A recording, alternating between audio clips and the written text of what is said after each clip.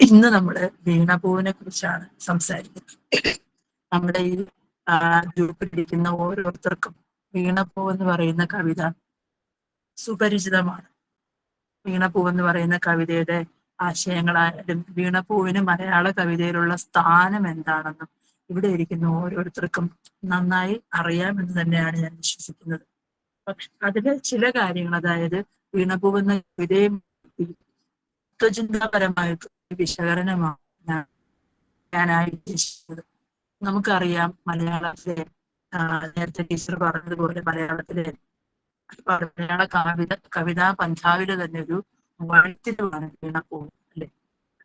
അതായത് കവിതാ സാഹിത്യത്തില് അന്ന് വരെ നിലനിന്നിരുന്ന പരമ്പരാഗതമായ ശീലത്തിൽ നിന്നും ഒരു പുതിയൊരു കാൽവയ്പാണ്, ഒരു ചുവടുവയ്പ് തന്നെയായിരുന്നു വീണപൂ എന്ന കവിത. അപ്പം മഹാകാവ്യങ്ങളെന്നും ഖണ്ഡകാവ്യങ്ങളെന്നും രണ്ട് വിഭാഗമുണ്ട് മലയാളത്തില്. മലയാള സംസ്കൃത സാഹിത്യത്തിന്റെ ആ പാത മലയാളത്തിലേക്ക് വരുമ്പോഴും കവിതയ്ക്ക് രണ്ട് വഴിത്തിരിവാണുള്ളത്. അതിന് പ്രധാനമായിട്ടും മഹാകാവ്യങ്ങൾ, അത് സംസ്കൃത സാഹിത്യത്തിൽ നിന്ന് തന്നെ വന്നതാണ്. മഹാകാവ്യങ്ങൾ എന്ന് പറയുമ്പോൾ ഒരുപാട് ലക്ഷണം, സംസ്കൃത ശാസ്ത്ര ലക്ഷണത്താൽ നിർമ്മിക്കപ്പെട്ട, നിയമവ്യവസ്ഥകളാൽ നിർമ്മിക്കപ്പെട്ട കാവ്യമാണ് മഹാകാവ്യം, അല്ലെ? ഭാഷ, പിന്നെ അതുപോലെ തന്നെ സംസ്കൃത നാടക കൃത്തുക്കള് എഴുതിയതും, അതുപോലെ തന്നെ നമ്മള് മലയാളത്തില് ആദ്യത്തെ മഹാകാവ്യം രാമചന്ദ്രവിലാസമാണ്. രാമചന്ദ്രവിലാസമാണ് ആദ്യത്തെ ലക്ഷണമൊത്ത മഹാകാവ്യം എന്ന് അറിയപ്പെടുന്നത്. പക്ഷെ അതിനു മുമ്പേ തന്നെ ചെറുശ്ശേരിയുടെ കൃഷ്ണഗാഥ മലയാളത്തിലെ മഹാകാവ്യമാണെന്ന് ഉള്ളൂരിനെ പോലുള്ള പണ്ഡിതര് അഭിപ്രായപ്പെട്ടിട്ടുള്ളതുമാണ്. പക്ഷെ അവിടെ നിന്ന് ഇപ്പൊ നമുക്കറിയാം, സർഗബന്ധവും മഹാകാവ്യം ഒരു വലിയ ലക്ഷണം തന്നെയാണ്. 21 കൂടുതൽ സർഗങ്ങൾ ഉണ്ടായിരിക്കും. എനിക്ക് തൊണ്ടയ്ക്ക് ചെറിയൊരു അസ്വസ്ഥത. ഞാൻ ശരിക്കും പറഞ്ഞാൽ ഇന്നൊരു ക്ലാസ് എടുത്തിട്ടാണ് വന്നത്, 5 മണിക്കൂർ ക്ലാസ് എടുത്തിട്ടാണ് വന്നത്. അതുകൊണ്ടാണെന്ന് അറിയില്ല, തൊണ്ടയ്ക്ക് ചെറിയൊരു ബുദ്ധിമുട്ടുണ്ട്, ക്ഷമിക്കണം. മാക്സിമം അതായത് എന്താണ്, അപ്പൊ ഈ പറഞ്ഞ പോലെ മഹാകാവ്യ ലക്ഷണമൊത്ത മഹാകാവ്യങ്ങള് ആണ് ആദ്യ കാലഘട്ടത്തിൽ. മഹാകാവ്യങ്ങൾ എന്താണ്, കവിയുടെ പാണ്ഡിത്യം പ്രകടിപ്പിക്കുന്ന തരത്തിലുള്ള സംസ്കൃത ശാസ്ത്ര ലക്ഷണപ്രകാരം രചിക്കപ്പെട്ട കൃതികളാണ്. 21-ലേറെ സർഗങ്ങളുള്ളതും നഗര അർണവ ഋതു, പിന്നെ എന്താണ് വർണ്ണനകളുള്ളതും, അതുപോലെ തന്നെ എന്താണ് പിന്നെ രാജ്യത്തിൽ നാടകലക്ഷണ പ്രകാരം പിന്നെ നായകന്റെ ഉയർന്ന പദവി, നായികയുടെ ഉയർന്ന പദവി, നായകന്റെ ഉയർച്ച, ഇങ്ങനെയുള്ള ലക്ഷണങ്ങൾ തികഞ്ഞു വന്നാൽ മാത്രമേ നമുക്ക് കാവ്യത്തെ മഹാകാവ്യമെന്ന് പൂർണ്ണമായ, അല്ലെങ്കിൽ ലക്ഷണമൊത്ത മഹാകാവ്യമെന്ന് എന്താണ് അവകാശപ്പെടാനായിട്ട്, അല്ലെങ്കിൽ അങ്ങനെ പറയാനായിട്ട് കഴിയുകയുള്ളൂ. പക്ഷെ അതിൽ നിന്നും വ്യത്യസ്തമായ ഒരു ശൈലിയാണ് ഖണ്ഡകാവ്യങ്ങൾ എന്ന് പറയുന്നത്. ഖണ്ഡകാവ്യങ്ങൾ എന്ന് പറയുമ്പോൾ നമുക്കറിയാം ചെറുതാണ്, ഖണ്ഡമാണ്, ചെറിയ കാവ്യങ്ങളാണ് ഖണ്ഡകാവ്യങ്ങൾ എന്ന് പറയുന്നത്. നമുക്കറിയാം മഹാകാവ്യ പിന്നെന്താണ് വീണപൂവില് 41, കേവലം 41 ശ്ലോകം മാത്രമേ വീണപൂവില് പോകും. അപ്പൊ ഒരുപാട് എന്താണ് പ്രത്യേകതകൾ ഉണ്ടെന്ന് പറഞ്ഞതിലൊന്ന്, ആദ്യത്തെ ലക്ഷണമൊത്ത എന്താണ് ഖണ്ഡകാവ്യമാണ് വീണപൂവ്. ആദ്യത്തെ ലക്ഷണമൊത്ത ഖണ്ഡകാവ്യമാണ്, ആദ്യത്തെ ലക്ഷണമൊത്ത വിലാപകാവ്യമാണ്, അല്ലെ? അതുപോലെ തന്നെ ആദ്യത്തെ ലക്ഷണമൊത്ത കാൽപ്പനിക കവിതയും, അല്ലെ? ലക്ഷണമൊത്ത ആദ്യത്തെ റൊമാൻറ്റിക് കവിതയും വീണപൂവാണ്. അപ്പൊ ഒരുപാട് വിശേഷണങ്ങൾ അർഹിക്കുന്ന ഒരു കവിതയാണ്. അപ്പൊ ഈ കാരണങ്ങൾ കൊണ്ട് തന്നെ മലയാള കവിതാ സാഹിത്യത്തിന്റെ ഒരു ടേണിംഗ് പോയിന്റ് ആയിരുന്നു. പിന്നെ നമുക്കറിയാം, കവിത്രയത്തിന് ശേഷം ആശാന്റെ ശേഷം, അല്ലെങ്കിൽ ആശാന്റെ സമകാലികരായിട്ടുള്ള കവികളെല്ലാം തന്നെ ഈ ഒരു ശൈലിയെ പിന്തുടർന്നതായിട്ട് നമുക്ക് മനസ്സിലാക്കാൻ പറ്റും. നമുക്കറിയാം, ഈ മഹാകാവ്യങ്ങളിൽ പറയുന്നത് മഹത്തായ ജീവിത ദർശനങ്ങളാണെന്ന് പറഞ്ഞാൽ, ഒരു കവിയുടെ ജനനം മുതൽ, അല്ലെങ്കിൽ ഒരു വ്യക്തിയുടെ ജനനം മുതൽ അദ്ദേഹത്തിന്റെ ജീവിതത്തിലെ പല പല ഘട്ടങ്ങളും പറഞ്ഞു പോകുന്ന വിശാലമായ കാവ്യം ാണ് നമ്മൾ മഹാകാവ്യം എന്ന് പറയുന്നതെങ്കിൽ, ഏതൊരു ചെറിയ വിഷയത്തെയും എന്താണ് ജീവിതഗന്ധിയായി, ജീവിതസ്പർശിയായി അവതരിപ്പിക്കാൻ കഴിയുന്ന സാഹിത്യ രൂപമാണ് ഖണ്ഡകാവ്യം എന്ന് പറയുന്നത്. നമുക്കറിയാം, മലയാളത്തിലെ ആദ്യത്തെ എന്താണ് കാൽപ്പനിക കവിത എന്നറിയപ്പെടുന്നത് മലയവിലാസമാണ്. AR രാജരാജവർമ്മയുടെ മലയവിലാസമാണ് മലയാളത്തിലെ ആദ്യത്തെ റൊമാൻറ്റിക് കവിത, അല്ലെങ്കിൽ കാൽപ്പനിക കവിത എന്ന് അറിയപ്പെടുന്നത്. അദ്ദേഹം തമിഴ്നാട്ടിൽ നിന്ന് കേരളത്തിലേക്ക് വരുന്നതിനിടയിൽ സഹ്യപർവ്വതത്തെ കണ്ട്, വിദ്യാപർവ്വതത്തെ കണ്ട് ആ ഒരു അനുഭൂതിയിൽ അദ്ദേഹം രചിച്ച കാവ്യപ്രസ്ഥാനമാണ്. അപ്പം ഈ പറയുന്ന കാൽപ്പനികത അല്ലെങ്കിൽ റൊമാൻറ്റിസിസം എന്ന് പറയുന്നത് ശരിക്കും നമ്മുടെ ഒരു ശീലമല്ല, മലയാളത്തിന്റെ അല്ലെങ്കിൽ മലയാളത്തിന്റെ ഒരു തനതായ ശീലമല്ല. അത് ഇംഗ്ലീഷ് സാഹിത്യത്തിൽ നിന്ന് മലയാളത്തിലേക്ക് വന്ന കവിതാ രീതിയാണ്.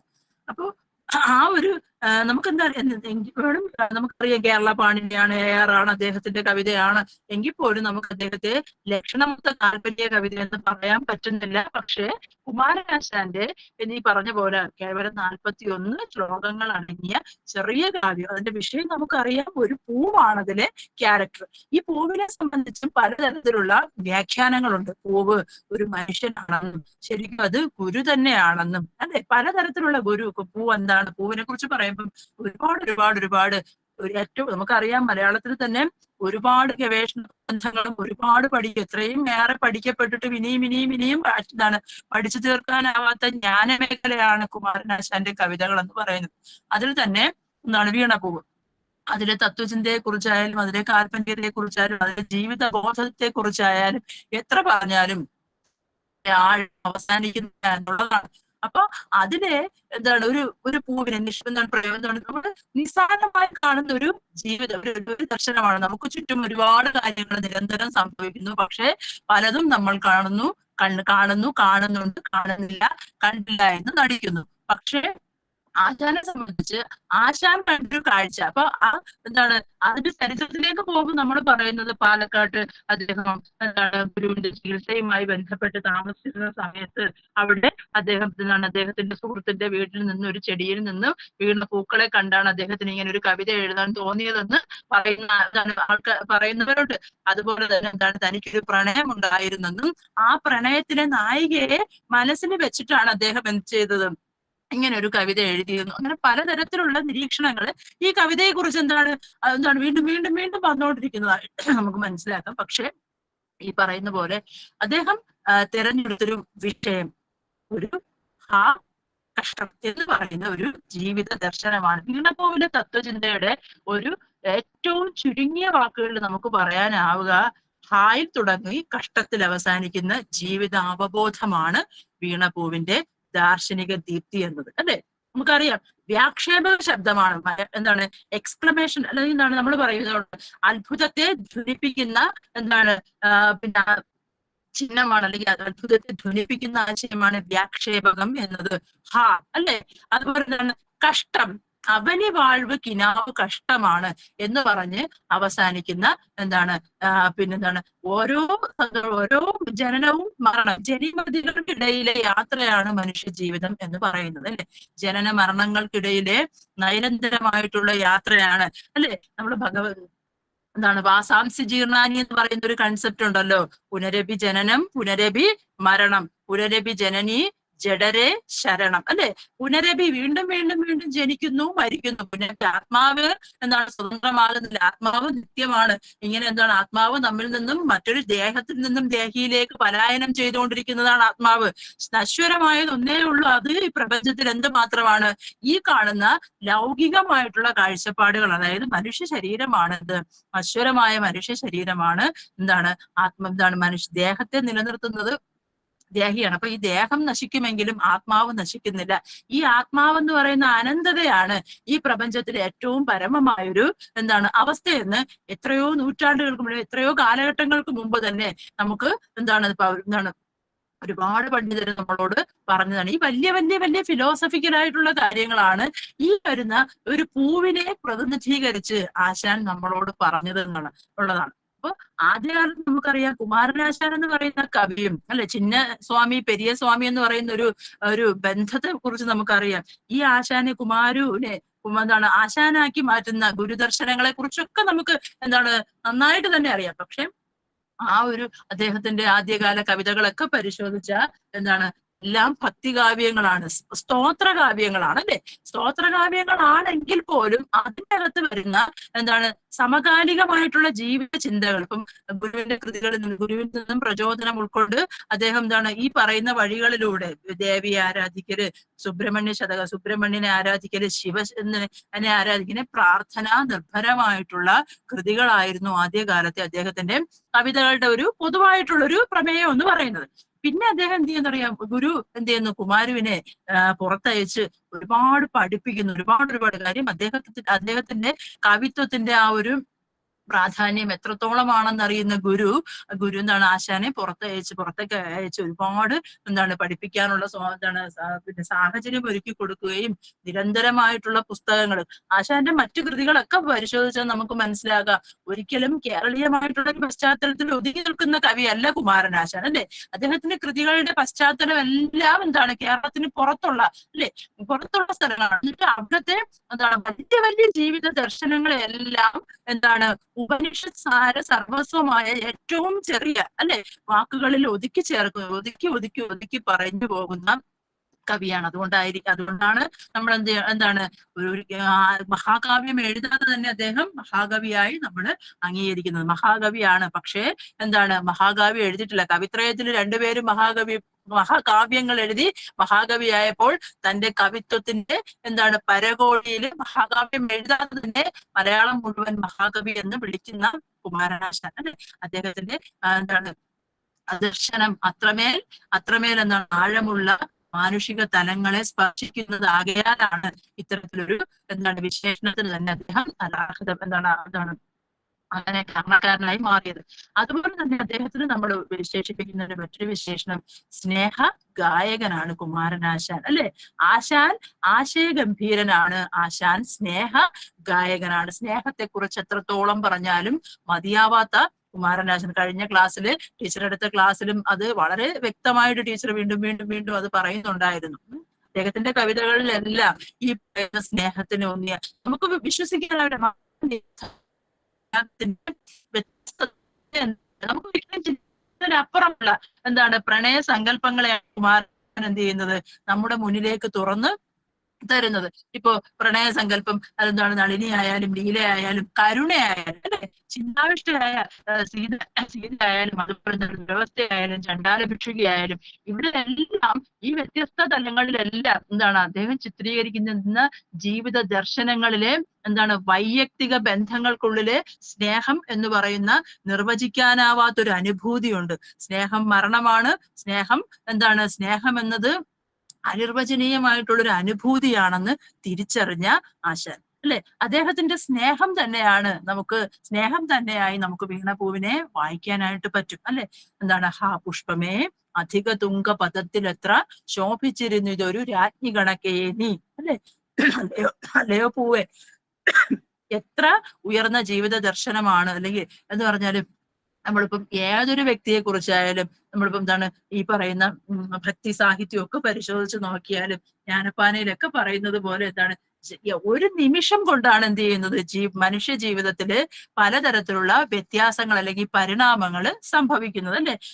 നമ്മള് എന്താണ് രാവിപ്പോൾ ക്ഷണം അങ്ങൊടുങ്ങിടും ഒരു ശ്ലോകം ഉണ്ടല്ലോ, രാവിപ്പോൾ ക്ഷണം അങ്ങൊടുങ്ങിടും ഉഷസ്സെങ്ങും പ്രകാശിച്ചിടും ദേവൻ സൂര്യൻ ഉദിക്കുമി കമലവും കാലേ വിടർന്നിടുമേ ഏവം മുട്ടിനകത്തിരുന്നളി മനോരാജ്യം വിചാരിക്കവേ ദൈവത്തിൻ മനമാരു കണ്ടു പിഴുതാൻ ജന്തീന്ദ്രന പത്മിനിം. അതായത് നമ്മൾ ചിന്തിക്കുന്നതല്ല ഒരിക്കലും ദൈവം തീരുമാനിക്കുന്നത് അല്ലെ. ഒരു മൊട്ടിനകത്തിരുന്ന് വണ്ട് സ്വപ്നം കാണുകയാണ്. താമരപ്പൂവിന്റെ അകത്ത് ഇരുന്ന് വിശന്നിരുന്ന വണ്ട് നിറയെ തേൻ കുടിച്ച് വയറ് നിറഞ്ഞ് മത്ത് പിടിച്ച് ഉറങ്ങിപ്പോയി. അപ്പൊ വണ്ട് ചിന്തിക്കുന്നത് എന്താണ്, സൂര്യൻ ഉദിക്കുമ്പോൾ താമര വിടരുമ്പോ എന്താണ് വണ്ടിന് പുറത്തു വരാൻ പറ്റുമോ, അടുത്ത നിമിഷത്തില് പ്രഭാതം വരും എന്നുള്ള എന്താണ് പ്രഭാതം വരുമെന്ന ചിന്തയിൽ എന്താണ് ഇങ്ങനെ സ്വപ്നം എന്ന് വെച്ചാൽ അടുത്ത നിമിഷം അതിനെ കുറിച്ച് മാത്രമാണ് വണ്ട് ചിന്തിക്കുന്നത്. പക്ഷെ അതെല്ലാം തിരുത്തി കുറിച്ചു അതുവഴി ഒരു എന്താണ് മതിച്ചു വരുന്നൊരു കൊമ്പനാന വരികയും ആ നളിനത്തിലേക്ക് ഇറങ്ങി എന്താണ് താമര പൊയ്കയിൽ ഇറങ്ങി അതിലൊരുപാട് താമരപ്പൂക്കൾ വേറെയും ഉണ്ടായിരുന്നു. പക്ഷെ അതൊന്നും എടുക്കാതെ ഈ ചെടിയെ തന്നെ വലിച്ചു പിഴുതെറിഞ്ഞു ദന്തീന്ദ്രൻ ചവിട്ടി മെതിച്ചപ്പോൾ കരിഞ്ഞു പോയത് വണ്ടിന്റെ സ്വപ്നങ്ങളായിരുന്നു അല്ലെ. അപ്പൊ അടുത്ത നിമിഷത്തിൽ എന്താണ് സംഭവിക്കുന്നത് എന്നുള്ള അനിശ്ചിതമായിട്ടുള്ളൊരവസ്ഥ മനുഷ്യ ജീവിതത്തിൽ സർവ്വസാധാരണമാണ്, എല്ലാവർക്കും ഉള്ളതാണ്. ആ ഒരു സർവ്വസാധാരണമായിട്ടുള്ള ഒരു അവസ്ഥ നമ്മൾ അറിയുമ്പോൾ, ആ ഒരു അവസ്ഥ നമ്മൾ മനസ്സിലാക്കുമ്പോൾ നമ്മൾ എന്താണ്, നമ്മുടെ ജീവിതത്തിന്റെ മൂല്യം ഇത്രമേൽ വലുതാണ്, അല്ലെ, ഇത്രയ്ക്ക് മൂല്യമുള്ളതാണ് നമ്മുടെ ജീവിതം എന്നുള്ള തിരിച്ചറിവ് നമ്മൾ തന്നെ എന്താണ് ഉണ്ടാക്കിയെടുക്കേണ്ടത്. നമുക്ക് ചെയ്യാൻ പറ്റുന്ന ഒരു മനുഷ്യ മസ്തിഷ്കത്തിന് അല്ലെങ്കിൽ ഒരു മനുഷ്യ ചേതനയ്ക്ക് ചെയ്യാൻ പറ്റുന്ന എന്തെല്ലാം കാര്യങ്ങളാണ് നമ്മൾ ഈ ഒരു ഹൈടെക് യുഗത്തിൽ അല്ലെങ്കിൽ ആധുനിക ആയിട്ടുള്ള സകല സൗകര്യങ്ങളുടെയും ഫെസിലിറ്റി അനുഭവിച്ച് ജീവിക്കുന്ന നമുക്ക് ഇന്ന് അന്യമായിട്ടുള്ളതൊന്നും തന്നെ ഇല്ല, അല്ലെ. ചില എന്ന് പറഞ്ഞാൽ അത്രത്തോളം എന്താണ് ശാസ്ത്രത്തിന്റെ സഹായത്തോടു കൂടി ഉയർന്ന നിലവാരത്തിലാണ് നമ്മൾ ജീവിക്കുന്നത്.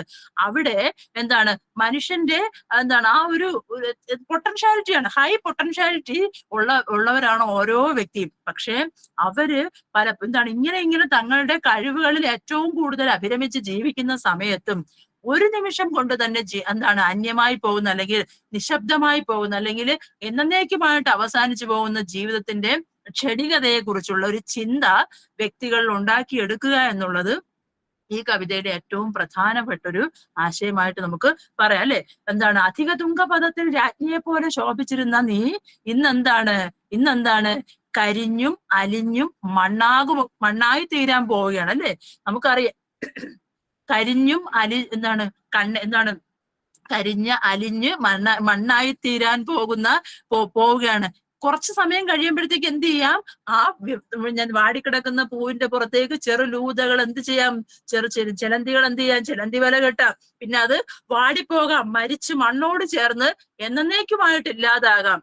അവിടെയും ചെടിയുടെ ദുഃഖം, പൂവ് നഷ്ടപ്പെട്ടു എന്നുള്ളതോ. അതിനപ്പുറം ചെടിയിൽ വീണ്ടും മൊട്ടുകൾ വരും, അല്ലെ, വീണ്ടും പൂക്കൾ ഉണ്ടാകും, വീണ്ടും വസന്തം വരും, വീണ്ടും വണ്ടുകൾ ഉണ്ടാകും, കാമുകന്മാരായിട്ടുള്ള വണ്ടുകൾ പിന്നെയും ഉണ്ടാകും, അല്ലെ, ചിത്രശലഭങ്ങൾ ഉണ്ടാകും. അതിന്റെ സുഗന്ധം നുകരുന്ന അല്ലെങ്കിൽ അതിനെ ഇഷ്ടപ്പെടുന്ന വീണ്ടും വീണ്ടും വീണ്ടും കൂടുതൽ ആഴങ്ങള്, പിന്നെയും ജീവിത ദർശനങ്ങൾ പിന്നെയും ഉണ്ടാകും. പക്ഷേ ഇരിക്കുന്നിടത്തെ അടയാളപ്പെടുത്തലുകളാണ് വ്യക്തിയെ ഏറ്റവും, നമ്മൾ ഇരിക്കുന്നിടത്തെ അടയാളപ്പെടുത്തലുകളാണ് നമ്മളെ ചിരഞ്ജീവികളാക്കി മാറ്റുന്നത്, അല്ലെ.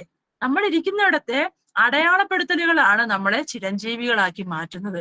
പൂവിന് ചിരഞ്ജീവി അല്ലെങ്കിൽ എന്നേക്കും മരിക്കാനാവാത്ത വിധത്തിൽ അല്ലെങ്കിൽ നമുക്ക് മറക്കാനാവാത്തൊരു ജീവിത ദർശനം നൽകുന്നത് പൂവിന്റെ എങ്ങനെയാണ് പ്രപഞ്ച ജീവിതത്തിലെ പൂവ് പരത്തിയ സൗരഭ്യവും അതുപോലെ പൂവ് മറ്റുള്ളവർക്ക് കൊടുത്ത വിലമൂല്യങ്ങളുമാണ്, അല്ലെ. അതിന്റെ ഒരു ഭാഗത്ത്, കവിതയുടെ ഒരു ഭാഗത്ത് പറയുന്നുണ്ട്, നിന്റെ സൗന്ദര്യം ആസ്വദിക്കാനെത്തിയ ചിത്രശലഭങ്ങളെ നീ എന്ത് ചെയ്തില്ല, നീ സ്വീകരിച്ചില്ല. പിന്നെ നീ ആരെയാ സ്വീകരിച്ചത്?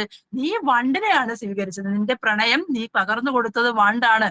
അതുകൊണ്ടായിരിക്കാം നിന്റെ പതനത്തിൽ അതെന്തെയാണ് ഇങ്ങനെ കരഞ്ഞു വിലപിക്കുന്നത് പോലെ വണ്ടിനെ കവി ചിത്രീകരിക്കുന്നത്.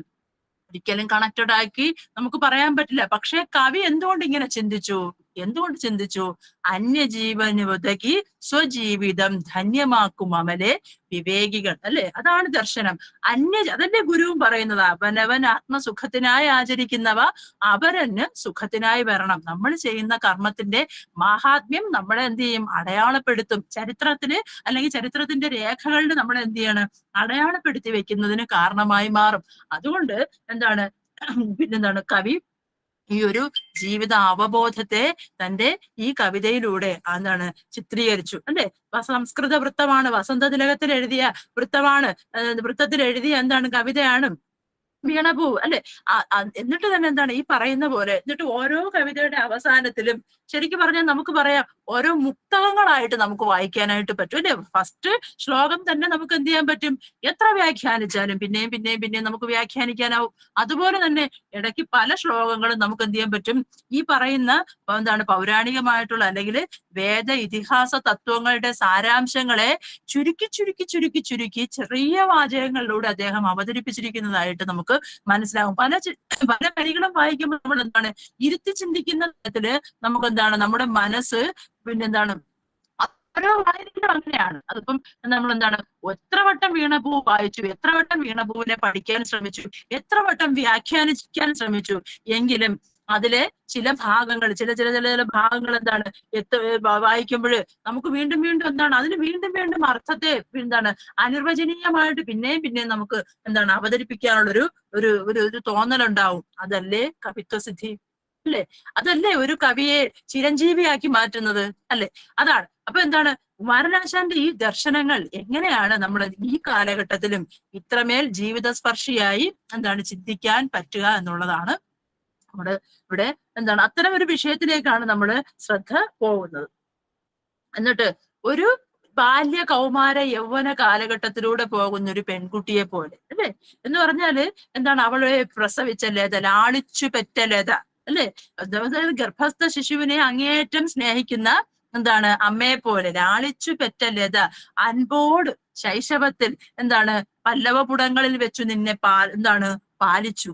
പിന്നെ പ്രകൃതി എന്താണ് ആ പൂവിനെ കാരുണ്യത്താൽ നിറയ്ക്കുന്നു. എങ്ങനെയാണ്? ആലോലവായുവാണ് തൊട്ടിലാട്ടുന്നത് അല്ലെ. അപ്പൊ നമ്മൾ നേരത്തെ പറഞ്ഞതുപോലെ വസുദൈവ കുടുംബം എന്ന് പറയുന്ന ഒരു ദർശനം അവിടെ എന്താണ് അവിടെ നമുക്ക് വായിച്ചെടുക്കാൻ പറ്റുന്നില്ല. കവി നിങ്ങള് ഒന്നും പറയുന്നില്ല. ഇങ്ങനെ ഓരോ ഇൻസിഡന്റുകൾ, ഓരോ സംഭവങ്ങൾ ഇങ്ങനെ പറഞ്ഞു പോകുന്ന സമയത്ത് നമ്മൾ അറിയാതെ തന്നെ നമ്മുടെ മനസ്സിലേക്ക് ഇത്തരം ചിന്തകൾ വരുന്നില്ലേ അല്ലെ. എന്ന് പറഞ്ഞാല് വസുദൈവ കുടുംബം എന്ന് പറഞ്ഞാൽ എന്താണ് എന്താണ് എന്റെ ഗുരുനാഥൻ എന്ന് പറയുന്ന കവിത തുടങ്ങുന്ന നമുക്കറിയാം. ലോകമേ തറവാട് തനിക്ക് ചെടികളും പുൽകളും പുഴുക്കളും കൂടിത്തൻ കുടുംബക്കാർ എന്ന് പറഞ്ഞാൽ എന്താണ് ഈ ലോകം എന്നത് തറവാടാണ്. ഭവത്യേകനീഠം അല്ലെ. ലോകം എന്നത് തറവാടാണ്. അവിടുത്തെ ചരവും അചരവും പുൽകളും പുഴുക്കളും ഒക്കെ എന്താണ് എന്റെ സഹോദരനാണ് അല്ലെ എന്ന് പറയുന്നത് പോലെ. അപ്പൊ പ്രപഞ്ചത്തിൽ ഒന്നും നമുക്ക് അന്യമായിട്ടില്ല. സകലതും നമ്മൾ എന്താണ് പരസ്പരം പക്ഷെ എന്താണ് നമ്മുടെ സൗകര്യത്തിന് വേണ്ടി അതിനെ എന്താണ് അമിതമായി ഉപയോഗിക്കുന്നു, അല്ലെങ്കിൽ അലക്ഷ്യമായി ഉപയോഗിക്കുന്നു. പക്ഷെ ഇതൊന്നുമല്ല, നമുക്ക് വേണ്ടതെല്ലാം നിലനിർത്തുന്ന പ്രപഞ്ചത്തിന്റെ ഓരോന്നിനെയും എന്താണ് ഓരോ ചെറുതിനെയും അംഗീകരിക്കുകയാണ് അദ്ദേഹം. അതുകൊണ്ട് പറയണം എന്താണ് ഇതിനെ പല്ലവപുടങ്ങളിൽ വെച്ച് ലാളിക്കുകയും അതുപോലെ എന്താണ് നിന്നെ എന്താണ് സ്നേഹത്താൽ നിറയ്ക്കുകയും ചെയ്യുന്ന പിന്നെന്താണ് പ്രകൃതി അല്ലെ. അതിനുശേഷം എന്താണ് അതിനുശേഷം വളർന്നു കൗമാരം കഴിഞ്ഞ് യൗവനത്തിലേക്ക് എത്തുന്ന സുന്ദരിയായ ഒരു സ്ത്രീയെ മോഹിച്ചെത്തുന്ന വിവിധ എന്താണ് കാമുകരും അല്ലെങ്കിൽ എന്താണ് പലതരത്തിലുള്ള. അപ്പൊ അവിടെ ശരിയും തെറ്റും തിരിച്ചറിയാനാവാത്ത ഒരു പെൺകുട്ടി അല്ലെ. നമ്മള് എന്താണ് കടമ്മനിട്ടയുടെ ഒരു കവിത ഉണ്ടല്ലോ, കോഴി എന്ന് പറയുന്ന കവിതയില് കാടിനുള്ളിൽ എന്താണ് പൂവ്, കാട്ടിലെ കിളിപ്പാട്ട് കണ്ടും പൂവ് കണ്ടും പതുക്കി ചെല്ലരുത് അവിടെയൊക്കെ എന്തുണ്ട് കാടന്മാരുണ്ട് അല്ലെ എന്ന് പറയുന്ന ഒരു മെസ്സേജ് ഉണ്ട്. ഇന്നത്തെ കാലഘട്ടത്തിൽ നമുക്കറിയാം പോക്സോ പോലുള്ള പലതരത്തിലുള്ള പ്രശ്നങ്ങൾ അനുഭവിക്കുന്ന ഒരു കോംപ്ലിക്കേറ്റഡ് ആയിട്ടുള്ള ഒരു കാലഘട്ടത്തിലാണ് നമ്മൾ ജീവിക്കുന്നത്. അതുകൊണ്ട് തന്നെ സാഹിത്യത്തിൽ അല്ലെങ്കിൽ കവികൾ ഇത്തരം ദർശനങ്ങളെ നമ്മുടെ മുന്നിലേക്ക് ആദ്യമേ പറയുന്നു. അപ്പൊ അപ്പൊ തെറ്റും ശരിയും തിരിച്ചറിയാനാവാത്ത എന്താണ് ആ ഒരു സമയത്ത് അവളുടെ ചിന്താഗതി അല്ലെങ്കിൽ ഒരു യൗവനയുക്ത അല്ലെങ്കിൽ കൗമാരക്കാരിയായ ഒരു പെൺകുട്ടിയുടെ മനസ്സിലെ ചിന്താഗതിയെ അതും നമ്മുടെ മുന്നിലേക്ക് പറഞ്ഞു തരുന്നു. എന്നിട്ട് ചിത്രശലഭങ്ങൾ, അതായത് ബാഹ്യമോടിയാൽ പൂവിനെ സ്വന്തമാക്കാൻ എത്തുന്ന, ബാഹ്യമോടിയാൽ എന്റെ സൗന്ദര്യം കണ്ട് അല്ലെങ്കിൽ ഇപ്പൊ ശരീരം കൊണ്ട് ഉള്ള ആ ഒരു ശരീരത്തോട് തോന്നുന്ന ആകർഷണത്തിന് അതിനേക്കാൾ വലുതാണ് ആത്മാവിനോടുള്ള അല്ലെങ്കിൽ പ്രണയം എന്ന് പറയുന്നത്. ശരിക്കും ശാശ്വതമായിട്ടുള്ള പ്രണയം എന്ന് പറയുമ്പോഴത്തേക്ക് അവിടെ ഒരിക്കലും ശരീരനിഷ്ഠമായിട്ടുള്ള ഒരു പ്രണയത്തിനല്ല അവിടെ സ്ഥാനം വരുന്നത്. പിന്നെന്താണ് ആത്മനിഷ്ഠമായിട്ടുള്ളൊരു സ്ഥാനത്തിലാണ് അല്ലെ. മാംസനിബദ്ധമല്ല രാഗം അല്ലെ, അതാണ് അദ്ദേഹത്തിന്റെ ദർശനം. അപ്പൊ അത്തരത്തില് ശരീരനിഷ്ഠമല്ലാത്തൊരു ഫിലോസഫിക്കലായിട്ടുള്ള പ്രണയത്തിന് പ്രാധാന്യം കൊടുത്തത് കൊണ്ടായിരിക്കാം തനിക്ക് ചുറ്റും വന്ന സൗന്ദര്യങ്ങളെ കാണാതെ ജീവിത അവബോധത്തിന് കൂടുതലും പിന്നെ നമ്മുടെ പൂവ് പ്രാധാന്യം കൊടുത്തതെന്ന് നമ്മളോട് പറയുന്നു അല്ലെ. നമ്മളോട് പറയാതെ പറയുന്നു.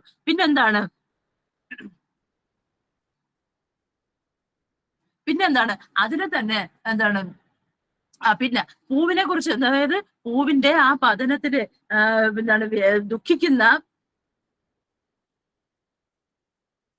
പിന്നെന്താണ് ആ പറയുന്ന ഇടയ്ക്ക് തന്നെ മറ്റൊരു ഭാഗത്ത് അദ്ദേഹം പറയുന്നത് ഒന്നിനുമില്ല നില, ഉന്നതമായ കുന്നും ഒന്നല്ലേ ആഴിയും ഒരിക്കൽ നശിക്കും ഓർക്കിൽ എന്ന് പറഞ്ഞാല് പ്രപഞ്ചത്തിനൊന്നും ശാശ്വതമായൊരു നിലനിൽപ്പ് ഇല്ല, ഒന്നിനുമില്ല നില. അതുകൊണ്ടാണ് ഉന്നതമായ കുന്ന്, എത്ര ഉയരത്തിലുള്ള കുന്നായാലും ഒരിക്കൽ സുനാമി വന്നാൽ അല്ലെങ്കിൽ പരിസ്ഥിതി പ്രശ്നങ്ങൾ വന്നാൽ അല്ലെങ്കിൽ പ്രളയം വന്നാൽ ഇങ്ങനെ എന്തെങ്കിലും ഒരു ബുദ്ധിമുട്ട് അല്ലെങ്കിൽ എന്തെങ്കിലും ഒരു തടസ്സം വന്നാൽ ഇതെല്ലാം നശ്വരമാണ് അല്ലെ.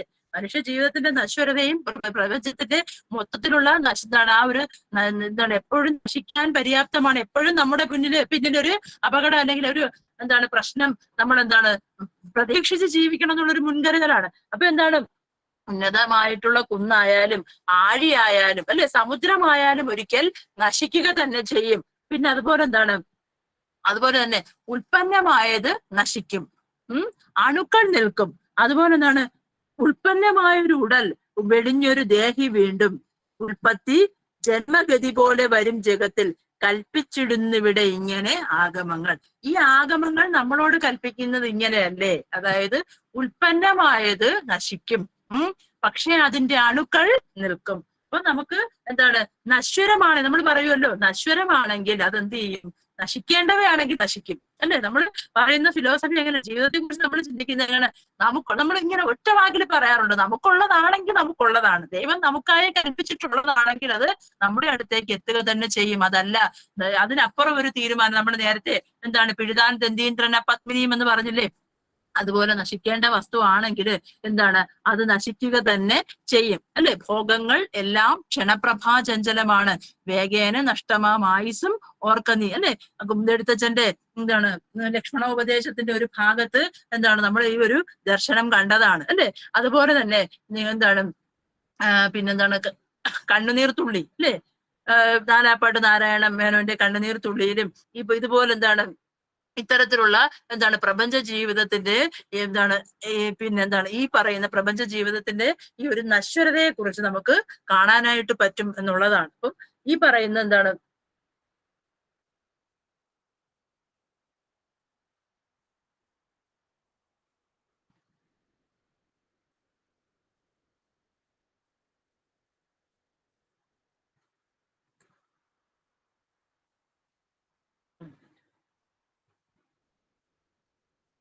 അപ്പോൾ എന്താണ് ഈ പറയുന്ന ജീവിത എന്താണ് അവബോധങ്ങളെ എന്താണ് ഉരുക്കിയെടുത്ത എന്താണ് മഹത്തായ ഒരു ആഭരണം പോലെ നമുക്ക് എന്താണ് വായിച്ചെടുക്കാൻ പറ്റുന്നൊരു കവിതയാണ് വീണപൂവെന്നാണ് പറഞ്ഞു വന്നത്. ഒരു മിനിറ്റ്.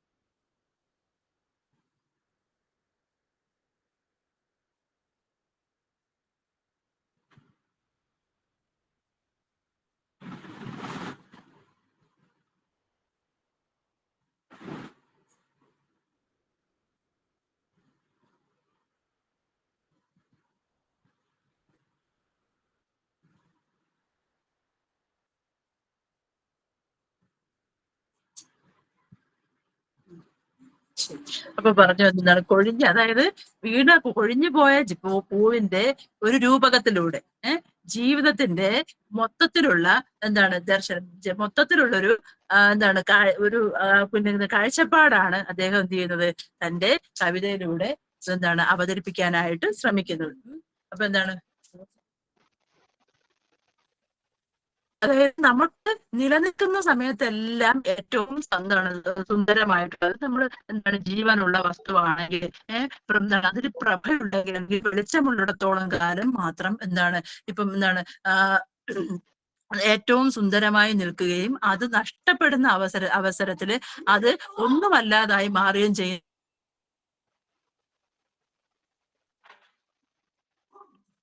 കിടക്കുന്നു. അപ്പൊ ഇതിൽ പറയുന്നത് എന്താണ്? ഈ മനുഷ്യ ജീവിതം എന്ന് വെച്ചാൽ നമുക്ക് മറ്റുള്ളവർക്ക് ഉപകാരപ്രദമായിട്ട് ജീവിക്കുന്നു. അപ്പൊ അതിൽ തന്നെ പറയുന്നുണ്ട് ഒരു ഭാഗത്ത് മിന്നൽ പിണരുകളുടെ ജീവിതത്തെ കുറിച്ച് പറയുന്നുണ്ട്. മിന്നൽ പിണരായിട്ട് ജീവിക്കുന്നതിന്റെ ഇമ്പോർട്ടൻസ്. അതായത് ഇപ്പം വഴിയാത്രക്കാര് നടന്ന് ബുദ്ധിമുട്ടുന്ന വഴിയാത്രക്കാർക്ക് വെളിച്ചത്തിന്റെ ഒരു കണിക പകർന്നു കൊടുക്കുന്ന മിന്നൽ പിണരായി ജീവിക്കുന്നതിന്റെ ഇമ്പോർട്ടൻസ് എന്ന് പറഞ്ഞാല് ഒന്നും പ്രയോജനപ്പെടാതെ നമ്മുടെ ജീവിതത്തിൽ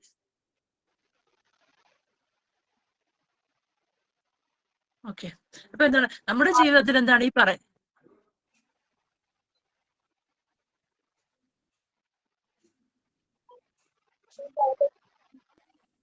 എന്താണ്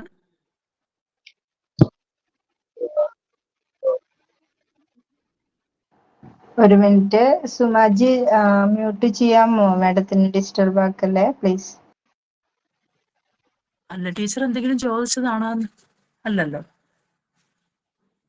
ശരി. അപ്പൊ എന്താണ്, അപ്പം അതായത് ഈ പറഞ്ഞ പോലെ മിന്നൽ പിണറിന്റെ, അതായത് പാന്തർക്ക്, വഴിയാത്രക്കാർക്ക് ഒരു തുള്ളി വെളിച്ചമാകുന്ന മിന്നൽ പിണരായിരിക്കുന്നത് ഏറ്റവും എന്താണ് എന്ന് പറഞ്ഞാല് മറ്റുള്ളവന്റെ ജീവിതത്തിന് ഉതകുന്ന തരത്തിലുള്ള എന്തെങ്കിലും ഒരു ചെറിയ കാര്യമെങ്കിലും ചെയ്യാനാവുമെങ്കിൽ അതാണ് ഏറ്റവും മഹത്തായ ധർമ്മമെന്ന് എന്താണ് ആശാൻ നമ്മളോട് പറയുന്നുണ്ട്. അതുപോലെ എന്താണ് സ്നേഹത്തിന് കൊടുക്കുന്ന പ്രാധാന്യം, മറ്റുള്ളവരുടെ നോവുകൾക്ക് കൊടുക്കുന്ന പ്രാധാന്യം, മറ്റുള്ളവരുടെ എന്താണ് മറ്റുള്ളവർ നമ്മുടെ ജീവിതത്തിലേക്ക് തരുന്ന വെളിച്ചത്തിന് കൊടുക്കുന്ന പ്രാധാന്യം, അല്ലെ? ഒരു കണ്ണീർ കണം മറ്റുള്ളവർക്കായി പൊഴിക്കവേ ഹൃദയത്തിൽ ജ്വലിക്കുന്ന അനേകം സൗരമണ്ഡലം, അക്കിത്തത്തിന്റെ വരികളാണ്. ഇതിൽ നമ്മൾ മറ്റുള്ളവർക്ക്, അതായത് കരുണ പോലുള്ള കവിതകളൊക്കെ വായിക്കും, ആശാന്റെ കവിത പോലുള്ള കരുണ പോലുള്ള കവിതകളൊക്കെ വായിക്കുമ്പോൾ നമുക്ക് കിട്ടുന്ന ഒരു ദർശനം ഉണ്ടെന്ന് പറഞ്ഞാല് അതായത് ഒരു കരുണമായിട്ടുള്ള കാര്യം എന്ന് പറഞ്ഞാല് രസങ്ങളിൽ ഏറ്റവും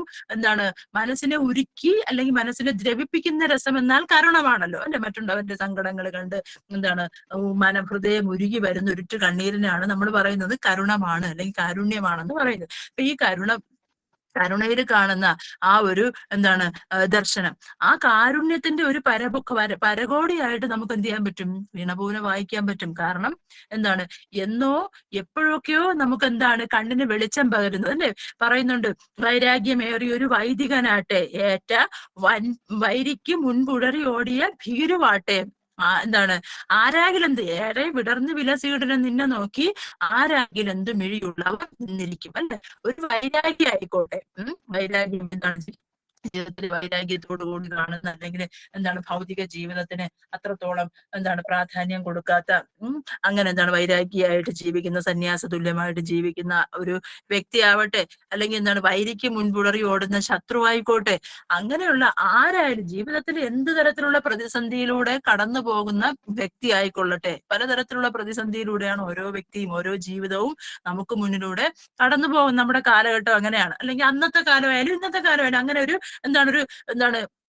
കോംപ്ലിക്കേഷൻസ് ഉള്ള അല്ലെങ്കിൽ ബുദ്ധിമുട്ടുകൾ ഏറിയ ഒരു അവസ്ഥയാണ്. അങ്ങനെയുള്ള ജീവിതങ്ങൾ ആകയാലും അങ്ങനെ ആവണമെങ്കിൽ പോലും വിടർന്ന് പരിലസിച്ച് നിൽക്കുന്ന ഒരു പൂവിനെ കണ്ടാൽ, അല്ലെ? വീട്ടിൽ കൊച്ചുകുട്ടികൾ ഉണ്ടെങ്കിൽ നമുക്കറിയാം, നമ്മൾ എത്രത്തോളം ടെൻഷൻ ആണെങ്കിലും, എത്രത്തോളം നമുക്ക് ദേഷ്യം വന്ന് നിൽക്കുന്ന സമയമാണെങ്കിലും, നമ്മൾ എന്ത് പ്രതിസന്ധിയിലാണെങ്കിലും ആ കുഞ്ഞിന്റെ പുഞ്ചിരി നമ്മളിൽ ഉണ്ടാക്കുന്നൊരു ആനന്ദമുണ്ട്, അല്ലെ? അതുപോലെ തന്നെ പൂക്കൾ ഭൂമിയിലെ അപ്സരസുകൾ എന്നാണ് അറിയപ്പെടുന്നത്. ഈ അപ്സരസുകളെ പോലെ പ്രപഞ്ചത്തിന് വെളിച്ചം, പ്രപഞ്ചത്തിന് സൗന്ദര്യം പകർന്നു നൽകുന്ന പൂക്കൾ. ഈ പൂക്കള് നമ്മളിൽ ഉണ്ടാക്കുന്ന ആനന്ദം അത് ഏത് വ്യക്തിത്വത്തിലൂടെ, അല്ലെങ്കിൽ ഏത് ചിന്തയിലൂടെ, അല്ലെങ്കിൽ ഏത് ജീവിത സന്ദർഭത്തിലൂടെ കടന്നു പോകുമ്പോഴും ഈ തരുന്ന വെളിച്ചത്തെ അംഗീകരിക്കുന്ന, അല്ലെങ്കിൽ അതിനെ ഇഷ്ടപ്പെടുന്ന വ്യക്തിത്വം, മനുഷ്യരെ കുറിച്ച് പറയുന്നുണ്ട്. അതുപോലെ തന്നെ ആത്മാവിനെ കുറിച്ചും അസ്തിത്വത്തെ കുറിച്ചും, അതുപോലെ തന്നെ ജീവിതത്തിന്റെയും മരണത്തിന്റെയും ഒരു സ്വാഭാവികതയെ കുറിച്ച്, ജീവിതം പോലെ തന്നെ പരമപ്രധാനമാണ് ഒരു വ്യക്തിയുടെ മരണം എന്നത്, അല്ലെ? അപ്പൊ ജീവൻ ഉണ്ടെങ്കിൽ ആ ജീവിക്ക് അവസാനം എന്ത് സംഭവിക്കും? മരണം. അപ്പൊ ഇത് യാഥാർത്ഥ്യമാണ്, അല്ലെ? ഇത് എക്സ്ട്രീം എന്ന് പറഞ്ഞാൽ ജീവിതത്തിന്റെ അവസാനം എന്ന് പറയുന്നത് നമ്മൾ ഒരു വ്യക്തിയുടെ ജനനം മുതൽ മരണം വരെ എന്നാണ് പറയുന്നത്. അപ്പൊ മരണം വരെ എന്നുള്ളത് ഒരു യാഥാർത്ഥ്യമാണ്. അത് ചില മനുഷ്യർ എന്ത് ചെയ്യുന്നു, നേരത്തെ ജീവിതം അവസാനിപ്പിക്കുന്നവരുണ്ട്, ജീവിതം ഉപേക്ഷിക്കുന്നവരുണ്ട്, അല്ലെ? അങ്ങനെ പലതരത്തിലാണ് മരണത്തിലേക്ക് എത്തുന്നത്. മരണം എന്ന് പറയുന്ന അതിനപ്പുറം ജീവിച്ചിരിക്കുമ്പോൾ നമ്മൾ പരമപദത്തിലേക്ക് എത്തുന്നത് ഈ പറയുന്ന നന്മയിലൂടെ, അല്ലെങ്കിൽ സ്നേഹത്തിലൂന്നിയ ഇത്തരത്തിലുള്ള പ്രവർത്തനത്തിലൂടെയാണ് നമുക്ക് ഏറ്റവും ഉയർന്ന പദവി, അല്ലെങ്കിൽ ജീവിതത്തിന്റെ പരകോടിയിൽ മറ്റുള്ളവരാൽ സ്മരിക്കപ്പെടുന്ന തരത്തിലുള്ളൊരു മരണാനന്തര ജീവിതം, അല്ലെ? നമ്മൾ പറയാം ആത്മാവ് എന്നുള്ളതൊന്നില്ല, ജീവിതത്തിന്റെ അന്ത്യം, അല്ലെങ്കിൽ സ്വർഗ നരക യാഥാർത്ഥ്യങ്ങളെല്ലാം നമ്മുടെ ജീവിതത്തിൽ തന്നെയാണുള്ളത്. അതിനപ്പുറം ഒരു ജീവിതം ഉണ്ടെന്നും ഇല്ലെന്നും ഒക്കെ നമ്മൾ വിശ്വസിക്കുന്നുണ്ട്, പറയുന്നുണ്ട്. പക്ഷെ അതൊന്നുമല്ല. അതിനപ്പുറം നമ്മളെ നിലനിർത്തുന്നത് നമ്മുടെ പ്രവൃത്തിയിലുള്ള ഏറ്റവും നല്ല നന്മയാണ്, അല്ലെങ്കിൽ ഏറ്റവും മഹത്തായ ദർശനമാണെന്ന് കവി നമ്മളോട് പറയുന്നുണ്ട്. ഏതിലൂടെ? പൂവെന്ന രൂപകത്തിലൂടെയാണ്. ജീവിതത്തിന്റെ ക്ഷണികതയെ കുറിച്ച് അല്ലെ ജ്ഞാനപ്പാനയില് എന്താണ് പറയുന്നുണ്ട്, എന്താണ് പല പല പല പല പല പല എന്താണ് പിന്നെ ജന്മങ്ങൾക്ക് ശേഷം പല പല പല പല എന്താണ് പുഴുക്കളായും പല എന്താണ് കർമ്മവിശേഷണങ്ങൾക്ക് ശേഷം, കർമ്മത്തിന് ശേഷമാണ് നമുക്ക് ഒരു മനുഷ്യ ജീവിതം, ഒരു മനുഷ്യ ജന്മം നമുക്ക് കിട്ടുന്നത്. പക്ഷേ ഇങ്ങനെ കിട്ടുന്നത് ആ കിട്ടുന്ന മനുഷ്യ ജീവിതത്തിന്റെ പ്രാധാന്യത്തെ കുറിച്ച് അറിയാതെ, വിദ്യ കൊണ്ട് അറിയാതെ വിദ്വാനെന്ന് നടിക്കലാണ്. എന്ന് പറഞ്ഞാൽ വിദ്യ കൊണ്ട് എന്താ അറിയേണ്ടത്? സ്വയം അറിയലാണ് അല്ലെ. ആത്മജ്ഞാനമാണ് വിദ്യ കൊണ്ട് ഓരോ വ്യക്തിയും നേടിയെടുക്കുക. സ്വയം അറിയുക, സെൽഫ് അറ്റൈൻമെന്റ് എന്ന് പറയുന്ന ഒരു അവസ്ഥയുണ്ട്. അത് അറിയാതെ എന്താണ് ഇങ്ങനെ മറ്റുള്ളതിന്റെ പുറകെ പോകുന്നു. അതെന്ന് പറഞ്ഞാല് മറ്റുള്ളതിന്റെ എന്താണ് സന്തോഷം കണ്ടെത്താനായിട്ടുള്ള പോക്കാണ്. അതുപോലെ ശാരീരികമായിട്ടുള്ള സന്തോഷം, ഞാനാണ്, ഞാൻ എന്താണ് ബ്രഹ്മമാണ്, ഞാൻ തന്നെയാണ് ബ്രഹ്മം, ഞാൻ തന്നെയാണ് ദൈവം, ഞാൻ തന്നെയാണ് എല്ലാം, ഞാൻ തന്നെയാണ് പരമകോടി എന്ന് പറഞ്ഞ് ഇങ്ങനെ എന്താണ് ഇങ്ങനെ എന്താണ് അലഞ്ഞു നടക്കുന്ന മനുഷ്യരോട് പറയാണ്, മനുഷ്യ നീ മണ്ണാകുന്നു അല്ലെ. മനുഷ്യ നീ മണ്ണാകുന്നു എന്ന് പറയുന്നത് നമുക്കറിയാം ബൈബിളില് എന്താണ്, ബൈബിളിലും അതുപോലെ തന്നെ എന്താണ് ഖുറാൻ പോലുള്ള പൗരാണിക ഗ്രന്ഥങ്ങളിലെല്ലാം, മതഗ്രന്ഥങ്ങളിലെല്ലാം നമ്മളോട് പറയുന്ന ഒരു ആശയം അതാണ്. ഈ ശരീരം എന്നത് എന്താണ് ആത്മാവാണ്. ശരീരം ആത്മാവിലേക്കുള്ള എന്താണ് യാത്രകൾക്കിടയിൽ ഈ നശ്വരമായതാണ് നമ്മുടെ ശരീരം. അതിനാൽ ശരീരം കൊണ്ടുള്ള എന്താണ് അഹന്ത ഒരിക്കലും എന്തല്ല, ജ്ഞാനികൾക്ക്, വിവേകികൾക്ക് എന്താണ് ഒരിക്കലും അത്തരം ഒരു അഹങ്കാരത്തിലേക്ക് നമ്മൾ എത്തരുത് എന്നുള്ളതാണ്. അതുകൊണ്ട് തന്നെ എന്താണ് ഇത്തരത്തിലുള്ള ദർശനങ്ങൾ, അതായത് എന്താണ് ദാർശനിക എന്താണ് ചിന്തയാണ് പൂവിനെ മുൻനിർത്തി എന്താണ് ആശാൻ നമ്മളോട് പറയുന്നത് അല്ലെ. അതുപോലെ തന്നെ എന്താണ് ഈ പിന്നെ അപ്പൊ ഓരോ വ്യക്തിക്കും എന്താണ് ഓരോ കർമ്മപഥമുണ്ട്. ഇപ്പൊ ഓരോ എന്താണ് പല തൊഴിലുകൾ ചെയ്യുന്നവർക്ക് അതാണ് അവരുടെ എന്താണ് ഇപ്പം എന്താണ് വ്യാപാരമേ ഹനനമാം വനവേടനുണ്ടോ അല്ലെ. ആ കവിതയുടെ ഒരു ഭാഗത്ത് പറയുന്നതാണ്, ഇപ്പം കച്ചവടം തൊഴിലാക്കിയ ഒരു ഒരു മനുഷ്യന് അല്ലെങ്കിൽ ഇറച്ചി കച്ചവടം നടത്തുന്ന ഒരു മനുഷ്യനെ സംബന്ധിച്ച് അവന് മാംസത്തിന്റെ വില അനുസരിച്ചാണ് അവൻ എന്ത് ചെയ്യുന്നത്, അവൻ അവന്റെ ജീവിതത്തെ മുന്നോട്ട് കൊണ്ടുപോകുന്നത്. അവിടെ എന്താണ് പ്രാവുന്ന വ്യത്യാസവും ഇല്ല, പരുന്തുന്ന വ്യത്യാസവും ഇല്ല അല്ലെ, കബോധമെന്നോ എന്താണ് പ്രാവുന്ന, അങ്ങനെ ഒരു വ്യത്യാസവും ഇല്ല. അവർക്ക് അവരുടെ ജീവിത വഴിത്തിൽ അല്ലെങ്കിൽ പിന്നെന്താണ് അവരുടെ ഡെയിലി റൊട്ടീൻ അല്ലെങ്കിൽ ദിവസം അവരുടെ ജീവിതത്തെ മുന്നോട്ട് കൊണ്ടുപോകുന്ന ആ ഒരു ആവശ്യങ്ങൾ മാത്രമാണ് അവർ ശ്രദ്ധിക്കുന്നത്. തന്റെ മുന്നിലിരിക്കുന്നത് ഇനി എത്ര മഹത്തായ വസ്തുവാണെങ്കിലും കച്ചവടക്കാരന്റെ ലക്ഷ്യം എന്ന് പറഞ്ഞാൽ ഏറ്റവും നല്ല ലാഭം തനിക്ക് ഉണ്ടാക്കി എടുക്കുക എന്നുള്ളതാണ്. അപ്പോൾ നേരത്തെ പറഞ്ഞതുപോലെ ജ്ഞാനപ്പാനയിൽ പറഞ്ഞതുപോലെ പലതരത്തിലുള്ള കച്ചവടങ്ങൾ ചെയ്ത് പലതരത്തിലുള്ള പ്രവർത്തനങ്ങൾ ചെയ്ത് മനുഷ്യരെന്ത് ചെയ്തോണ്ട് ഇങ്ങനെ നേട്ടങ്ങൾക്ക് പിന്നാലെ പോകുന്നു. ഒരു നിമിഷം കൊണ്ട് തന്നെ നമ്മൾ നേരത്തെ പറഞ്ഞതുപോലെ വണ്ടനെ പോലെ ഒരു നിമിഷം പോലെ നാം അറിയാത്ത നേരത്ത് അല്ലെ എന്റെ വേളി ഉണ്ടല്ലോ ജി ശങ്കരക്കുറുപ്പിന്റെ അല്ലെ മുല്ലമാല കാലം വരുന്ന സമയത്ത് വാതിൽ പൂട്ടാതെ അക്ഷമം ആ വിളിക്കുന്ന സമയത്ത് വിളിക്കുന്ന ആൾക്കൊപ്പം അല്ലെ മരണത്തോടൊപ്പം പോകേണ്ടുന്നവരാണ് നാം എല്ലാവരും. പക്ഷേ അതിനിടയിലെ മനുഷ്യ ജീവിതത്തിലെ മഹത്തായ ദർശനങ്ങളിലൂടെ നമ്മൾ എന്ത് ചെയ്യുക, മഹത്തായ ജീവിത ദർശനങ്ങളിലൂടെ ഈ പാരിണി അല്ലെങ്കിൽ ഈ ഭൂമിക്ക് ഒരു അലങ്കാരമായി മാറാൻ നമുക്ക് പറ്റണം. ആ ഒരു ഒരു ദർശനം അദ്ദേഹം കവിതയിലൂടെ കൊണ്ടുവരികയാണ്. പിന്നെന്താണ് ഒരു കൊഴിഞ്ഞ വസ്തു എന്നാൽ ഒരു ധ്യാന വസ്തു എന്ന് പറഞ്ഞാൽ ധ്യാനിക്കപ്പെടേണ്ട, അല്ലെങ്കിൽ നമ്മൾ അതിനെ തൂത്ത് അല്ലെങ്കിൽ നമ്മുടെ വീട്ടിലൊരു അഴുക്കുണ്ടായോ നമ്മൾ എന്ത് ചെയ്യും?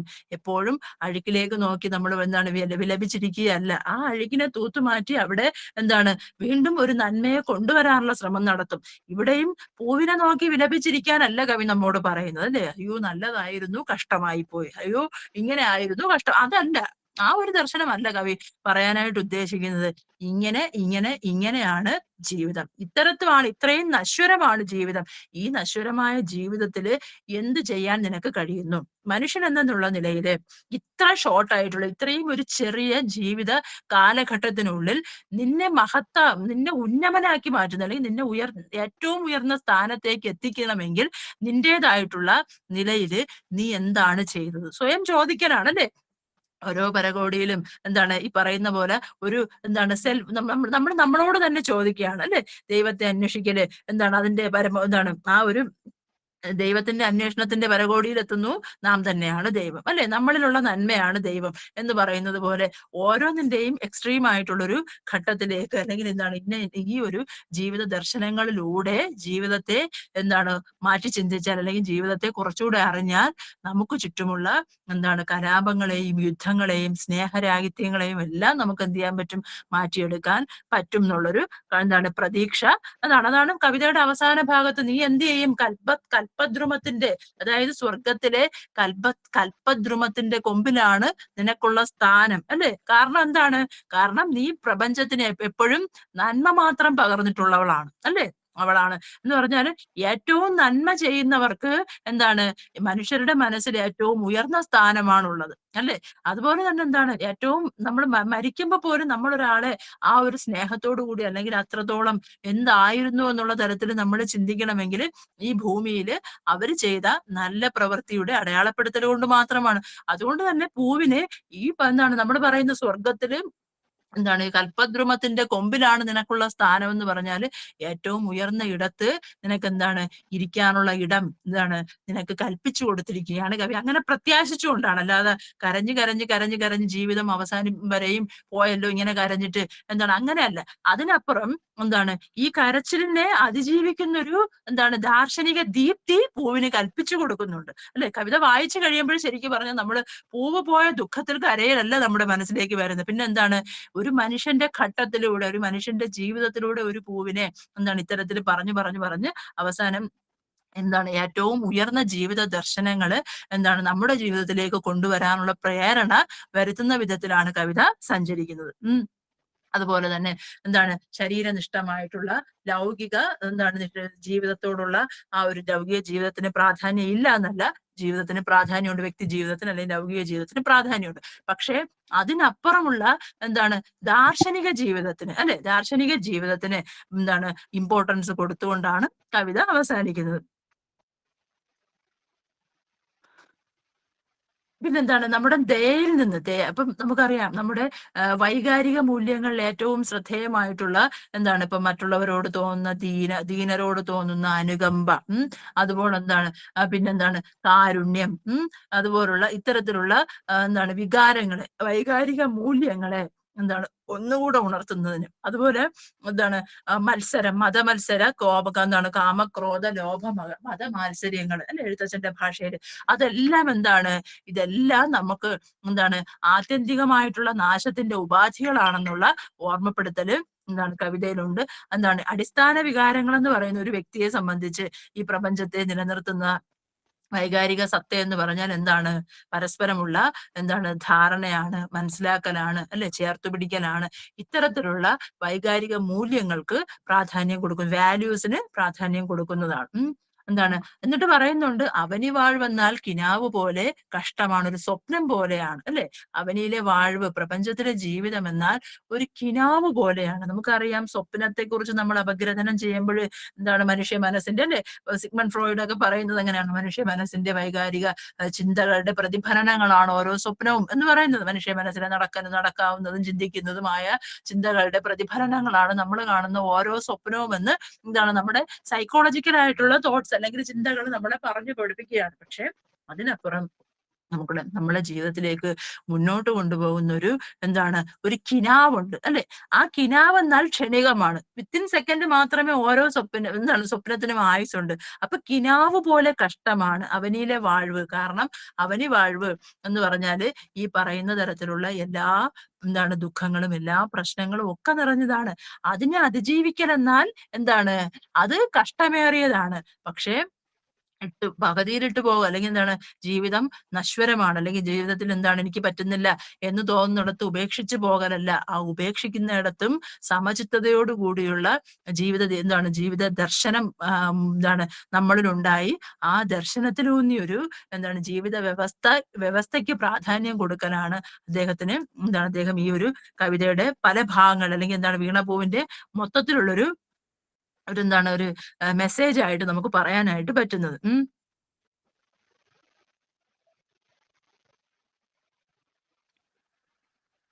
അപ്പം നേരത്തെ പറഞ്ഞതുപോലെ ഖണ്ഡകാവ്യം എന്ന കവിതാ പ്രസ്ഥാനം, ഖണ്ഡകാവ്യം അല്ലെ ഏറ്റവും എന്താണ് ഈ വിഷയമല്ല പ്രാധാന്യം അല്ലെ. വിഷയം തിരഞ്ഞെടുക്കുന്നതിന് എന്ത് വിഷയവും നമുക്ക് തിരഞ്ഞെടുക്കാം, പക്ഷെ ആ വിഷയത്തെ എങ്ങനെ അവതരിപ്പിക്കുന്നു എന്നുള്ളതാണ്.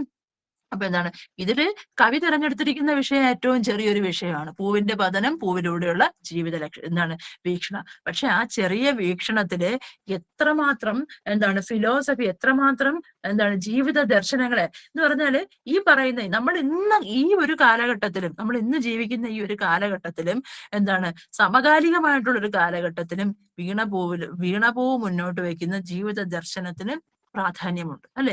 ഇത് ഒരു കവിയെ സംബന്ധിച്ച് നമ്മൾ നേരത്തെ പറഞ്ഞതുപോലെ എന്താണ് ഈ ഒരിക്കലും മരിക്കാതെ, ഇപ്പം ചങ്ങമ്പുഴ കൃഷ്ണപിള്ളയെ കുറിച്ച് നമ്മൾ ഡോക്ടർ ലീലാവതി ഒരു നിരീക്ഷണം നടത്തിയിട്ടുണ്ട്. മലയാളത്തിന്റെ ഓർഫ്യൂസ് ആണ് അല്ലെ, ഗ്രീക്ക് യവന നായകനായിട്ടുള്ള ഓർഫ്യൂസ്, എന്താണ് പൗരാണികനായിട്ടുള്ള ഓർഫ്യൂസിന്റെ പ്രത്യേകത എന്താണ്, അദ്ദേഹം പാടിക്കൊണ്ടേയിരിക്കും അല്ലെ. അദ്ദേഹത്തിന്റെ പാട്ട് കേട്ട് പാട്ടിനെ പ്രണയിച്ച രാജകുമാരി അദ്ദേഹത്തെ പ്രണയിക്കുന്നുവെന്നും അല്ലെ, അതൊക്കെയാണ് കഥ. എന്താണ് പ്രണയിക്കുന്നത് മനസ്സിലാക്കിയ രാജാവ് എന്ത് ചെയ്യും, ഈ ഓർഫ്യൂസിന്റെ കഴുത്ത് മുറിച്ചു കളയും, കഴുത്ത് വെട്ടിക്കളയും.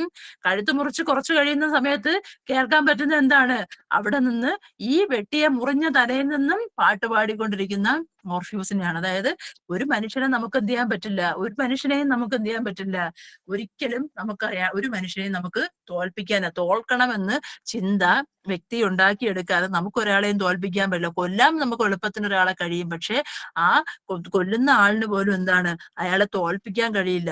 അതുകൊണ്ട് നമ്മൾ പറയുന്നു എന്താണ് മലയാളത്തിന്റെ തലയാണ്, മലയാളം ഉള്ളിടത്തോളം കാലം ചങ്ങമ്പുഴയുടെ ചങ്ങമ്പുഴയുടെ പാട്ട് മലയാളത്തിന് ഇങ്ങനെ പാടിക്കൊണ്ടേയിരിക്കും അല്ലെ. ഓർഫ്യൂസ് ആണ് അല്ലെ, ഡോക്ടർ ലീലാവതി പറഞ്ഞത് അങ്ങനെയാണ്. അതുപോലെ മലയാളം ഉള്ളിടത്തോളം കാലം സ്നേഹത്തിന്റെ വൈരുദ്ധ്യ തലങ്ങളിലൂടെ കുമാരനാശാൻ നമ്മുടെ മനസ്സിൽ എന്നും ജീവിച്ചുകൊണ്ടേയിരിക്കും. അതിന് ഏറ്റവും മഹത്തായ ദൃഷ്ടാന്തം അദ്ദേഹത്തിന്റെ ഓരോ കവിതയിലും അത്തരം ദർശനങ്ങൾ ഉണ്ടെങ്കിലും ഈ പറയുന്ന എന്ന് പറഞ്ഞാൽ ഇതിന്റെ പ്രത്യേകത എന്ന് പറഞ്ഞാലും ഇതിൽ മനുഷ്യരല്ല കഥാപാത്രങ്ങളായിട്ട് വരും, മനുഷ്യരെ പ്രതീകവൽക്കരിക്കുന്നു എന്നുള്ളതാണ്. ഇപ്പൊ നേരത്തെ പറഞ്ഞ പോലെ ആദ്യത്തെ വിലാപകാവ്യമാണ്.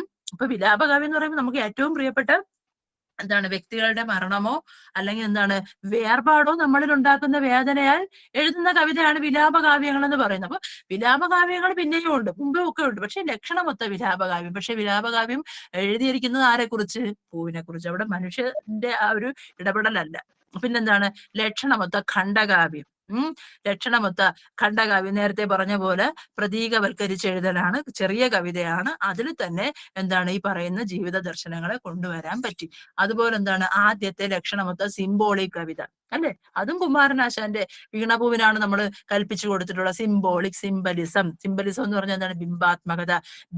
പൂ എന്ന ബിംബത്തെ വെച്ചിട്ട് മനുഷ്യ ജീവിതത്തിന്റെ മൊത്തത്തിലുള്ള ജീവിത ദർശനത്തെയാണ് കവിക്ക് കൊണ്ടുവരാൻ അല്ലെങ്കിൽ പറയാനായിട്ട് പറ്റുന്നത്. അപ്പം ഒരു ബിംബത്തിലൂടെ കവികള് പലതരത്തിലുള്ള ബിംബങ്ങളെയും അല്ലെ പലതരത്തിലുള്ള ഈ മിത്തുകളെയും പുരാവൃത്തങ്ങളെയും ഒക്കെ കവികൾ അവരുടെ കവിതയ്ക്ക് കൂടുതൽ ദീപ്തി ഉണ്ടാക്കുന്നതിനായിട്ട്, കൂടുതൽ അർത്ഥ വ്യക്തത അല്ലെങ്കിൽ കൂടുതൽ ആഴത്തിലേക്ക് നമ്മളെ സ്പർശിക്കുന്നതിനായിട്ട് ഇത്തരത്തിലുള്ള കാവ്യബിംബങ്ങളൊക്കെ ഉപയോഗിക്കും. പക്ഷേ ഇത്തരത്തിലൊരു പരീക്ഷണം എന്നുള്ള നിലയിൽ ഇത്തരം ഒരു പൂവിനെ മുന്നിൽ നിർത്തി ജീവിതത്തിന്റെ സമസ്ത പ്രശ്നങ്ങളെയും എന്ന് പറഞ്ഞാല് ശരിക്കും പറഞ്ഞാൽ നമ്മളിത് വായിക്കുമ്പോൾ ഒരു പൂവിന്റെ പ്രശ്നമായിട്ടല്ലല്ലോ നമുക്കത് അനുഭവപ്പെടുത്തി തരുന്നത്. അല്ല, പിന്നെന്താണ് ഒരു മനുഷ്യന്റെ ഘട്ടമായിട്ടുള്ള ജനനം മുതൽ മരണം വരെയുള്ള ജീവിത ദർശനമായിട്ട് ആ പൂവിലൂടെ കവിക്ക് പറയാനായിട്ട് പറ്റിയെന്നുള്ളതാണ്. അപ്പൊ ആദ്യത്തെ സിംബോളിക് കാവ്യം എന്നുള്ള നിലയിലും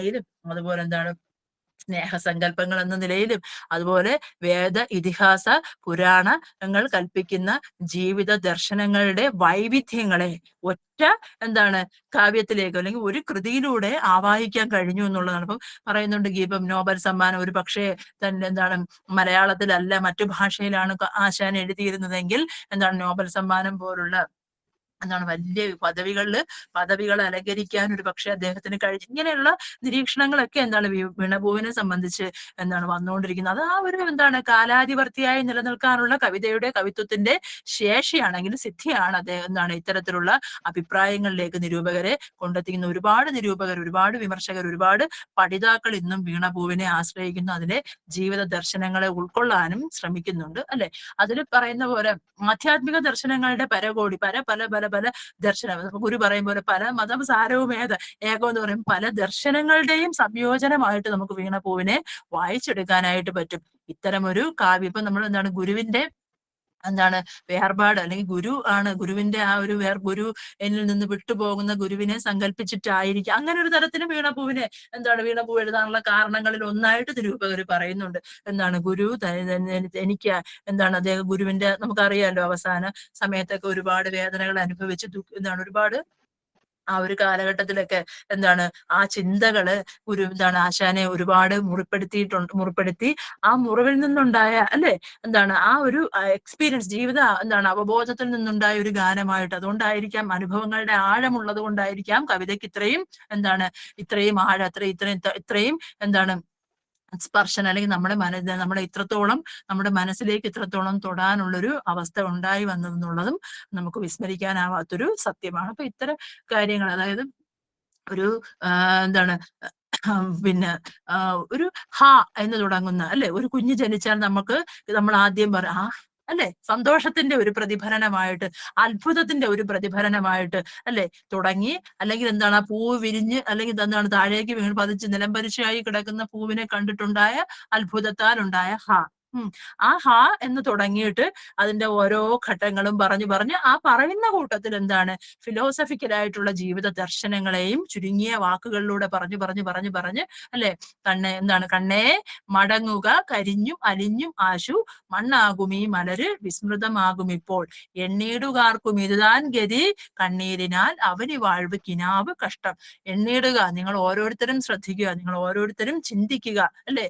അഹങ്കരിക്കുന്നവരും അമിതമായി അഹങ്കരിക്കുന്നവരും അതുപോലെ എന്തിന്റെ പേരിലായാലും അമിതമായിട്ടുള്ള ആത്മവിശ്വാസം പ്രകടിപ്പില്ലേ. ആത്മവിശ്വാസം നല്ലതാണ്, പക്ഷെ അത് അമിതമായ ഒരു അഹങ്കാരത്തെക്കാൾ കവിഞ്ഞു പോകുന്ന ഒരവസ്ഥ വരുമല്ലോ. അപ്പൊ അങ്ങനെയൊക്കെ ഉള്ളവർ ചിന്തിക്കുക, എണ്ണീടുക, ആർക്കും ഇതുതാൻ ഗതി, നിങ്ങൾക്ക് എല്ലാവർക്കും ഇത് തന്നെയാണ് ഗതി, അതിനാൽ കരുതിയിരിക്കുക എന്നുള്ള മുൻകരുതൽ കൂടി, അല്ലെങ്കിൽ കരുതിയെടുക്കുക എന്നുള്ള താക്കീത് കൂടി പറഞ്ഞുകൊണ്ടാണ് കവിത അവസാനിപ്പിക്കുന്നത്. അപ്പൊ പ്രപഞ്ച ജീവിതത്തിന്റെ നൈരന്തര്യം, അതുപോലെ ജീവിതത്തിന്റെ പ്രാധാന്യം, നശ്വരതയെ കുറിച്ച് പറയുമ്പോൾ അത്രത്തോളം നമുക്ക് ഒരുപാടുണ്ടെങ്കിൽ ഒരിക്കലും നമുക്ക് ആ ഒരുപാടുള്ളതിന്റെ പ്രാധാന്യത്തിൽ, അല്ലെങ്കിൽ ആ ഒരുപാടുള്ളതിന്റെ ആ ഒരു ക്വാളിറ്റി നമ്മൾ അത്രത്തോളം ശ്രദ്ധിക്കില്ല അല്ലെ. ശ്വാസം അല്ലെങ്കിൽ കാറ്റ് നമുക്കറിയാം, നമുക്ക് ശ്വസിക്കാൻ നമ്മളെ പര്യാപ്തരാക്കുന്നത് അല്ലെങ്കിൽ വായുവാണ്. വായു ഇല്ലാതെ നമുക്ക് ജീവിക്കാൻ പറ്റില്ല, സർവ്വവ്യാപിയാണ് വായു, കാറ്റ് എന്നുള്ളത്. പക്ഷേ വായുവിന്റെ ഇമ്പോർട്ടൻസ് നമുക്ക് കൊറോണ പോലുള്ള സമയത്ത് വന്നപ്പോഴത്തേക്ക് ഓക്സിജൻ ക്ഷാമം വന്ന സമയത്താണ് നമ്മൾ അത് കുറച്ചും കൂടെ മനസ്സിലാക്കുന്നത് അല്ലെ. എത്രത്തോളമാണ് നമ്മൾ ഓരോ നിമിഷവും നമ്മൾ ഒരിക്കലും അറിയുന്നില്ല അല്ലെ.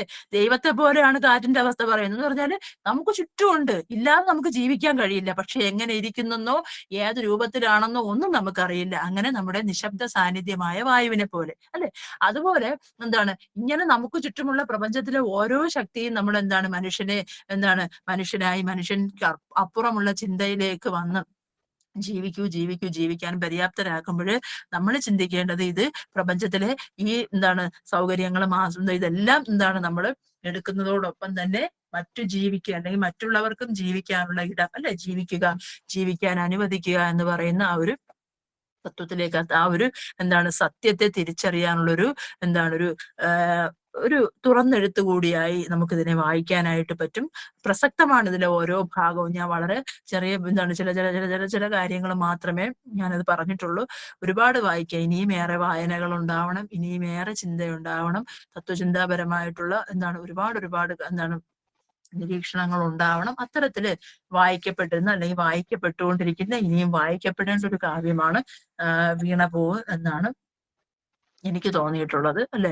എൻ്റെ ഒരു കാഴ്ചപ്പാടാണ്. ഇനി കൂടുതൽ എന്തെങ്കിലും ആവശ്യം, അല്ലെങ്കിൽ കൂടുതൽ എന്തെങ്കിലും അതിനെ സംബന്ധിച്ച് എന്തെങ്കിലും ഒരു ചർച്ചയോ അല്ലെങ്കിൽ കൂടുതൽ ചോദ്യങ്ങളോ ഉണ്ടെങ്കിൽ ചോദിക്കാം.